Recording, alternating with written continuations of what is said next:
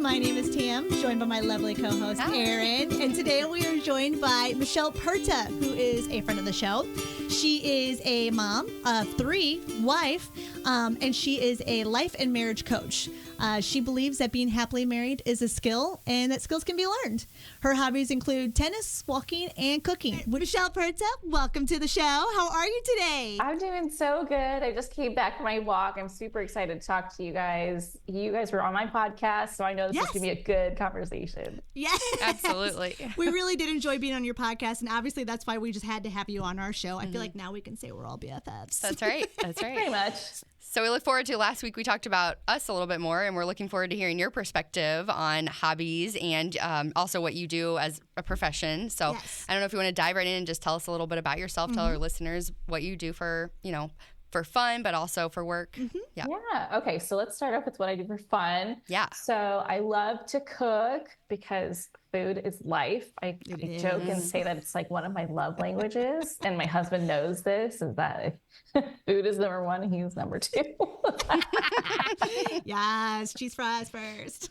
I also love to read. I've gotten back into reading recently. Can't read very much though, because I get really tired reading. I don't know if that happens to you too. Yes. So I can get through all of like maybe 5 pages, or if it's like super interesting and I'm not super exhausted, then I can read more. I've been reading A Court of Thorns and Roses lately. Yes. That's been really big. Yeah, super popular. And I'm on the 2nd book. I think I'm finishing it up. I got like this Kindle bundle where it's like all 5 books in one, so I can't really tell how far I am. Oh, wow. That sounds intimidating. It really is, because it'll be like, you are 10% done. I'm like, I read for hours. What else? Oh, so I recently moved from California to Georgia, and the one question I kept being asked by all my new neighbors, all these new people that I meet in this community, is, do you play tennis? And so after about like the 3rd time I was asked that, I was like, should I play tennis? So I started up with a group of other moms who are all super new to the sport. So we have a good time. We suck together, and it's just really fun. That's awesome. It's always nice when you can collectively suck, because then you don't feel as bad about yourself. You're like, misery loves company, kind of, right? Yeah. And there's like no pressure to be like super good. We're just all really, really super beginner. So that's awesome. What else? Oh, I also really like walking. I told you guys I just came back from a walk. It is so beautiful here in the fall in California. We didn't really get fall. We have like 2 seasons there. Not complaining about the weather there. It is amazing. But it is so beautiful here. And so every weekday after I drop off my son at school, I go for a walk at my favorite park, and just, I love it. It's good movement, and it's just good like downtime for myself where nobody's talking to me, and I get to listen to whatever I want, whether it's like my own inappropriate music or my favorite podcast episodes. Sometimes it's hard to pick. It really is hard to pick. Sometimes layer both. Yeah, definitely. That's awesome. So I had 2 things. Yeah. I love it. That's too funny. So you're a life and marriage coach, right? Yes, I am. And so I kind of want to dive into some of your experience with working with couples and navigating hobbies, because I think as we found, that was something that was really key for us and some of others that we've had on our show, is that it really is kind of a team effort to make sure that you kind of get that self-care time, that hobby time. What are some strategies that you have suggested to couples who have kind of shown up at your doorstep and said, we need help figuring out how to navigate self-care? Yeah. So most of the time they don't know that is a huge piece of setting up a strong foundation for your marriage, is that self-care part, right? They're like, oh, we're having issues communicating. Okay, well, hold up. In order for us to even utilize the tools, which you may or may not have yet, you have to be ready to use them, because I can teach you all of the communication tools, but if you're not taking care of yourself, you're not going to have the bandwidth to be like, hold on, pause, let me pull out my communication tools and use these. You're going to be more reactive because you are not feeling at your best. You're constantly giving to other people, whether it's your kids, your house, your spouse, your boss, like whatever your circumstances are, you are not taking care of yourself. And so you're showing up with an empty bucket. The last thing you're going to be like is like, how can I be an adult in this conversation? No, you're going to be super reactive, defensive, act like a child, which we all can do when we feel depleted, right? Like no judgment. I could definitely be like that. And so oftentimes the conversation first starts up as, what do you do for yourself? Yeah. Right? How do you fill your cup up to be that version of a spouse that you want to be for your marriage? And they're just like dumbfounded. They have no answer. Yeah. I mean, I think we found that so many people, especially women, we talk to mostly women, but that feel this way, and they didn't realize or didn't prioritize that they had been putting it on the back burner for so long, and then you forget who you are, right? And then, yes, I mean, it makes sense what you're saying, that how that would affect your relationship and marriage. So, yeah, it's a really good message for our listeners. Yeah, and I've been through that myself too. You know, like I have 3 kids. I was a stepmom first, and then I had a son, and then I had a daughter. And looking back, it's kind of fun because I'm like, oh, the progression that I see in myself each time, you know, a child was added to my life. But like, it was hard, you know, you feel so much pressure to be so responsible.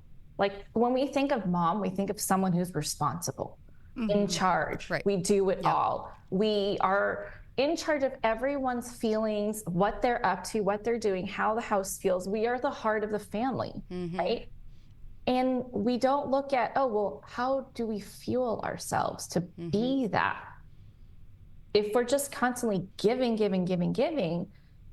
we're just like setting our whole family up for failure. And so we need to stop looking at how much more can I do for other people and start loving ourselves first. And that can look like exploring new hobbies, old hobbies, being curious about, hey, I was in a really ugly mood today. I was yelling at my kids so much and they were just being kids. Like that was my problem. I didn't know, right? It's partially how I was brought up, but also I wasn't setting myself up for success to be the kind of mom that I want to be the wife I want to be. And so I found myself in a lot of conflict with my kids, with my husband. And I'm like, wait a minute, am I an angry person? Like, am I really that person who's just on their family and they have to feel like they're on eggshells with me? And then that only perpetuates this negative feeling of not feeling like you're doing enough or good enough. Or, absolutely. And so if you're in this space, I want you to like step back and think about, how can I be proactive about this? What do I need to feel good about myself? Because I love to think about this kind of like, you know, when you're in the newborn stage, right? And your kid's like waking up every freaking hour, right? And you're like, I just finished feeding you and you're already awake. I didn't even get to fall asleep yet. I'm sweating just thinking about it. I'm nervous again. Start to go a little crazy like you do. Yeah. And then you get like a 2-3 hour stint and you're like, oh my gosh, I feel like a new woman. Right? It's kind of like that. It's like it's like when you know kind of thing, and you never want to go back. And so if you're not in that club yet, like, hey, we are welcoming you with open arms. Like, truly, be selfish. Because when you are selfish about taking care of yourself, you're actually creating this like massive positive ripple effect that's going to bring so much more harmony into your family. Like, you're going to get to love yourself more, feel better about who you're being. Like, I know when I take care of myself, which is why my walk has become non-negotiable, by the way. Yeah, great. I know that when I go on a walk, I'm like so much more willing to listen to like the endless stories that my son wants to tell me when he gets home from school. Yeah, you feel better. You're in a better headspace. I feel like your hobby of walking is such a great example of you don't actually need anything to have self-care. You're literally just walking out the door and it's not a huge chunk of time to just change your whole day, right? No. And where my brain goes is like, your walking is the equivalent of an essential need, like sleep. Yes. Just like, and you're making those parallels. And I think that's so important to like make that point that self-care time is an essential thing, like sleep and eating and, you know, making sure that you are getting all those things your body needs. That's such a great point. Yeah, we're not robots. It's not you're like, oh, let me just go put myself on the charger and I'm good to go. It's like, no, we are people. Like we need different things to fill us up, right? We've got our mental health, our physical health, our spiritual health, our emotional health. Like all of that needs to be filled. And I'm not even naming everything that we need. We also need intimacy and connection, right? Yeah. And so the more we can accept that, we're a little complicated. How can we feed and nourish ourselves to be who we want to be? I mean, that's what it comes down to. It's like, if you don't like your current reality, who are you being that is creating this reality? And who it's like that do sense you of want to identity. create? Yeah. I mean, if you don't have that, then what are you outside of that? Exactly. Agree. Yeah, no, I love that.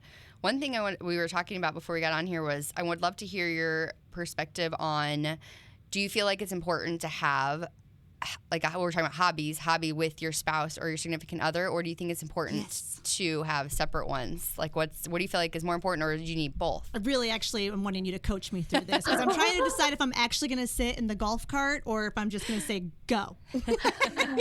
Okay, so I hear two things here.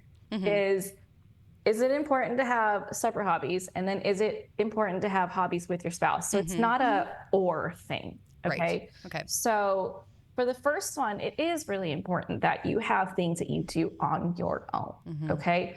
You came into the relationship as an individual and you must stay an individual, okay? For several reasons. A, it brings you your own space to do your own thing and be you without feeling the need. Because you know, like when you're with someone, you're like, oh, I have to take them into consideration. I have to go at their pace. And like when they're ready to move on, I have to think, oh, do I want to keep doing this or do I want to move on, right? Like there's just a lot of things that are going on in the background because as women, we have been taught, and I think we're naturally more considerate. We care more about like how other people feel. And so that's just on our radar, okay? But when we're doing something on our own, we literally just get to decide how long, how much, how deep we go into it. You know, we can just say, oh, I'm not really feeling it today. And we can move on and do something else. We can switch, right? So that, and when we do something on our own, it actually brings a freshness into the relationship because you have something to talk about. Yeah. If you're with your spouse 24/7, you're going to feel like I got nothing to say because you were literally there. That's so true. That's a really good point. Like I never even considered like you talking. So to taking the two parts, like you talked about how, like just kind of being your own person and like not thinking about other people. Because I think I personally really struggle with not trying to, in the hobby sense, every time I start a new hobby, I'm trying to pull my kids in with me. And I have a really hard time trying to separate it to make it me time. So when I'm doing these hobbies, I'm still trying to find a way to make sure it's really pleasurable for the girls, but not myself, right? So I really need to make sure I work on keeping that separate so that I really am just working on just doing what makes me happy and not trying to find a way that makes a collective happy. So I'm going to switch that up on you. Go ahead. I'm going to switch that up on you. What if your daughter was like, I really want to play soccer, but I need you to be on my team? Oh, man. I don't think that soccer. I would say, what about something like podcasting? But if she will only do it if you're doing it. Right. That's a tough one. Man, I think, honestly, if I really know myself and really think about myself, I think I would try to find some way to be involved in that aspect. I think I would try to be there for her. Is that bad? What's the answer? No, that's not bad. I think that just speaks to you wanting to connect with her. But would you allow her to say, I'm not going to do it if someone else doesn't do it with her? Like, what kind of daughter do you want to raise? So let's speed time up. Let's say she's 20 and she's like, I really want to watch this movie, or I really want to go to this concert, or I really want to go check out this festival, but I can't find anyone to go with me. What would you say to her? Well, that's impressive because I don't think I've you're blowing my mind right now, Michelle, because I think I would try to figure out a way to accommodate her. And if it wasn't finding a friend, it would be myself. Why can't I encourage my daughter to find the time to do something by herself? Why am I not thinking right off the bat of options or solutions for that? I'm blown. I'm shaking, actually. What's the answer? I mean, I think to me what you're saying, like, it's not even about the activity. It's about having your own brain, like the things that you like, and you're okay with liking what you like and not caring what anybody else thinks, you know? Like, I think that's what it comes down to really, is the mentality of like, you want to, like, have a child or be a person who, hey, I like this thing. I don't care if anybody else likes it, but I'm still going to like it. Yes. And, you know, like, I love Taylor Swift and I don't care, you know, right, whatever. Like, like, great example. So, and it doesn't necessarily need like you're doing it by yourself necessarily, or one way or the other, but I think that's the point you're getting at, right? Yeah, like this it's like idea of liking you get to like what you like. You get to explore what you want to explore, and you don't have to be reliant on other people to do it with you, to give that to yourself. Yeah. Right. Okay. So then what are some like opening statements that I could kind of say to my daughters to kind of encourage them at their age level, which is like 5 and 8, that can help them navigate that? Yeah. So if they're wanting to try something, then you could do baby steps. So like, let's say it is soccer and they're a little hesitant, right? It's like, oh, well, let's go to the park with a soccer ball.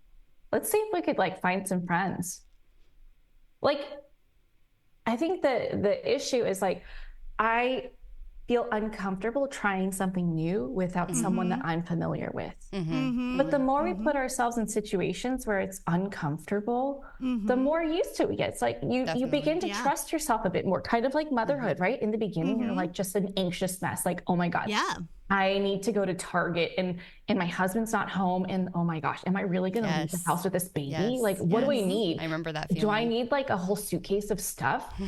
Right? You're like very anxious. But over time, you learn to trust yourself. Like, no, I got this. All we need is like a few diapers, some wipes, an extra change of clothes, and we're good to go. If we really need to, we'll stop at the store and get something. Like, we're okay. Right? Yeah. Although there was this one time I felt ballsy and I left the house without an extra change of outfit. Oh boy. For myself. Don't do it. Never do it. And my son shit on me. So there's never do that again. Never do that again. Never fails. Never fails. Yeah, there's like definitely things that we can foster, because I don't know about you, but I really want to help my kids be independent. It's like, if you want to go do something, go do something. Sure, you can invite people. Of course, sometimes that's going to be way more enjoyable, but don't let someone not being available or someone not sharing that interest with you stop you from doing what you really want to do.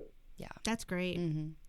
That's great. I really appreciate you bringing that perspective to my attention, because I honestly, like, I don't think I thought that far ahead into it, you know, like I'm trying to lead by example with the hobbies, you know, and trying to show them what I'm doing. I know in the beginning a lot, I kept trying to say like, ooh, that's a cute hobby. Ooh, I like that hobby. And then my kids kind of just got tired of hearing the word hobby, and they're like, can you just stop? So I transitioned to the showing by example kind of thing, but I don't think I moved to that step of like when they approach me with that, how to give them the encouragement or give them the tools to kind of think about just trying something on their own, even if people didn't want to join them. It's such a great perspective, and I really appreciate you challenging me on that. Yeah, I mean, it's kind of like with your skateboarding, right? You don't have to be like, oh, I want a skateboard. I'm going to buy myself one and I'm going to buy my kids one. It's like, no. You just go do it. If they show interest, cool. Like, they don't need to skateboard too. They could go on their bikes. They can go on their scooters or whatever the heck they're using. Yes. But you can show them, oh, mom had an interesting thought that she wanted to see if she liked, and she's trying it. She's going for it. Yeah. 100%. I feel like that was a really good one you did on your, like, really did on your own.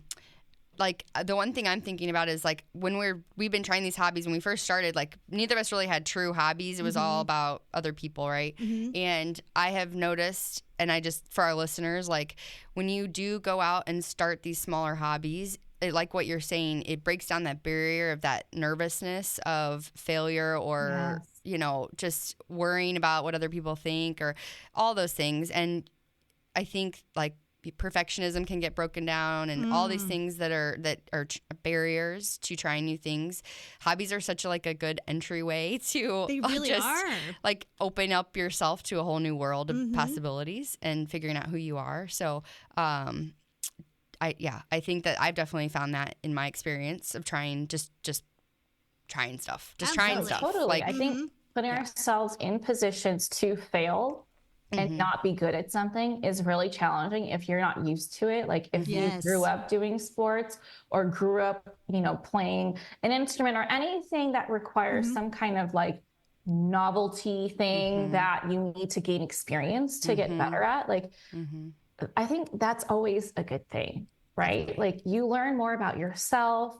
Also, you gain more confidence in yourself because you're like, oh, wow, I used to not be able to do that. So for my son, he just started playing basketball and he has not ever done sports ever just because he has never been interested in it. He just does swim and he used to do jujitsu, but organized sports that require team, hand-eye coordination with some external thing like a ball, not ever something that he was interested in.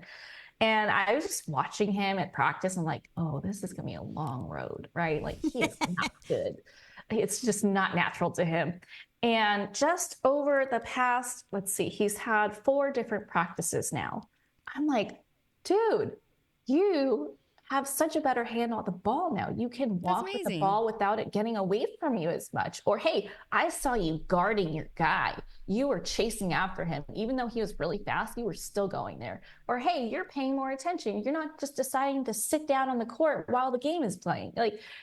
So it's just so great to be able to reflect on your own personal growth. Hey, you might not be where you want to be, where you're like, hey, I am Steph Curry. I'm so good. Okay, that's unreasonable, right? Yeah. But you're like, hey, you know what? I'm so much better than when I started. I can't wait to see how much better I get. Definitely. I think that's a great way to look at that. I really do. Another question I kind of had for you is, so when we try to suggest hobbies to women, sometimes I think it kind of comes off as we're trying to give them another checkbox on their to-do list. Yes. Do you, and it's not a part of that checkbox of the to-do list. I feel like a to-do list almost kind of sets up a tone of almost like a chore, it's a chore. It's almost a burden, right? But as Erin pointed out, hobbies are that entry level that we're trying to introduce to women as to get you into that self-care routine. What advice would you help us have to give to other women to show how this isn't just another checkbox on your to-do list?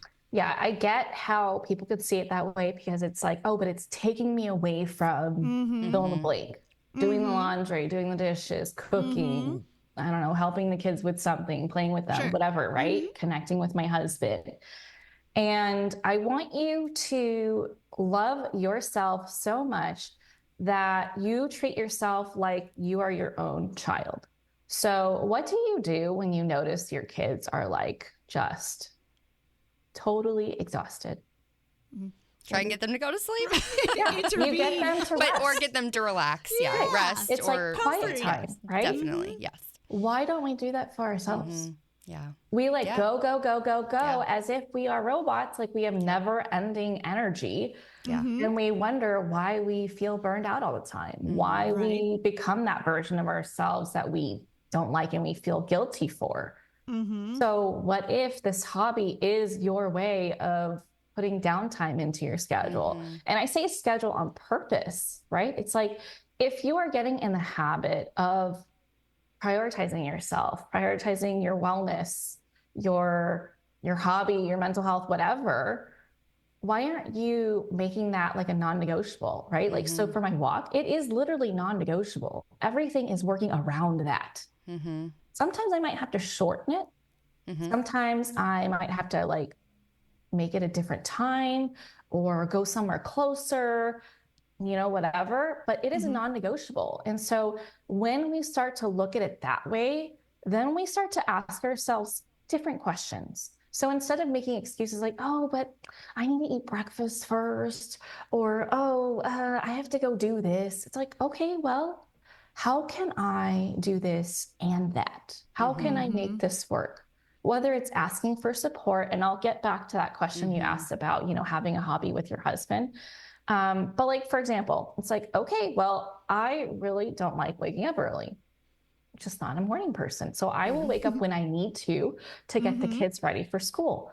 But that doesn't leave me much time to eat breakfast before I take them to school, because I'm like on this new habit of making sure I get enough protein, which means not eating cereal or anything that is like super easy to set up.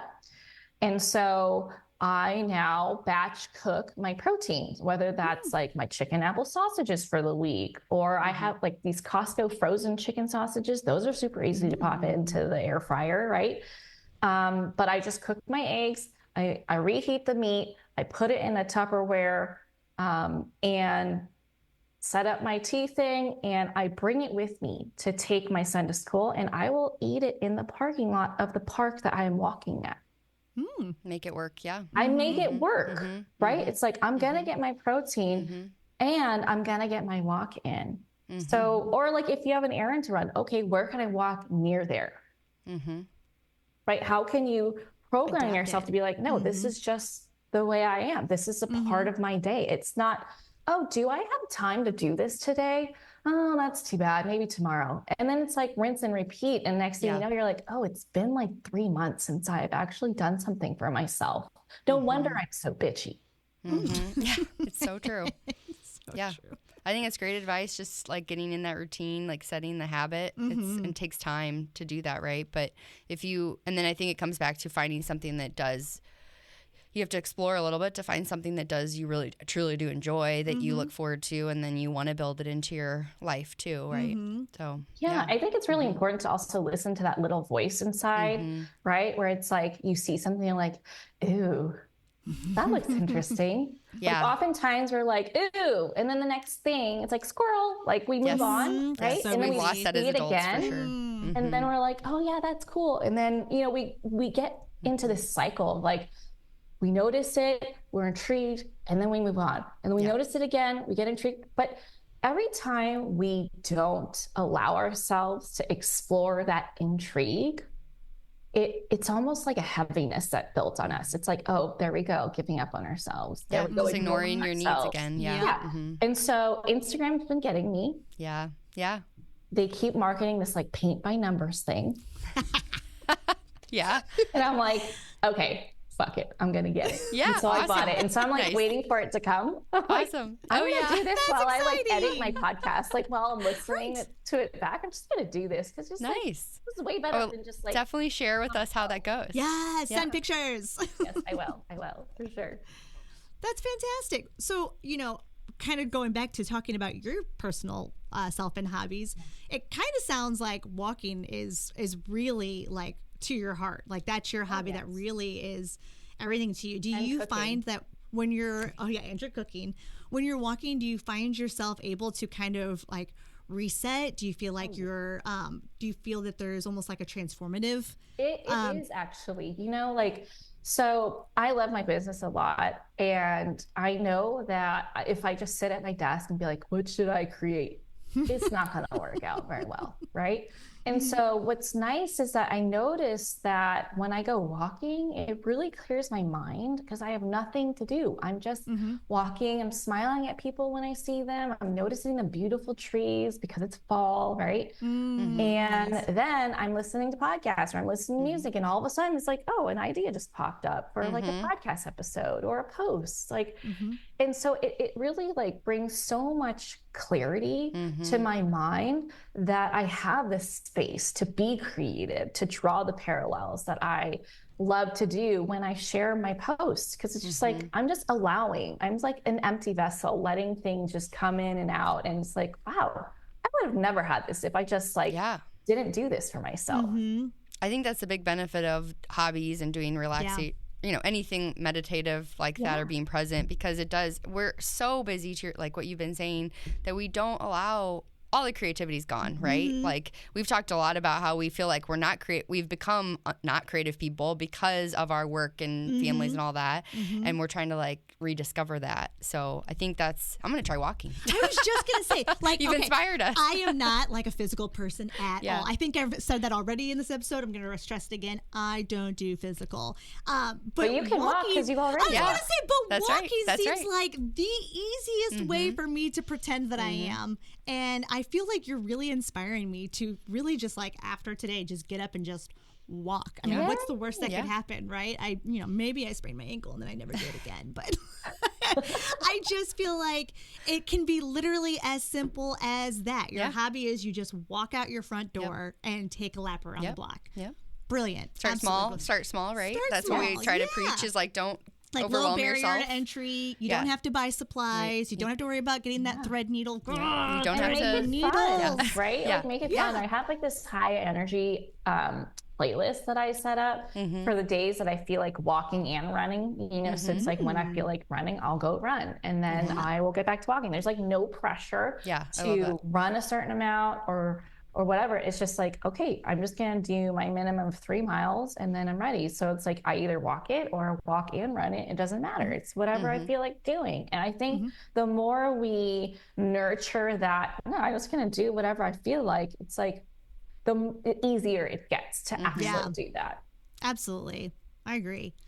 Oh my gosh, Michelle, you've been really, really wonderful on this show. Is there any final thing that you want to kind of pass along to our listeners with regards to hobbies and happiness? Yeah. So I do want to go back to the husband question, right? Please. Is it important to have a hobby with your husband? So I will say that it doesn't necessarily need to be a hobby per se. That is, it could be fun, but also I know how hard that can be because that means you got to find childcare. If this is a hobby that you do outside the home or that you can't do around kids, right? Because that after bedtime slot is like you're so tired. In demand, right? It's like you're either going to sleep, you're connecting with your husband or whatever, right?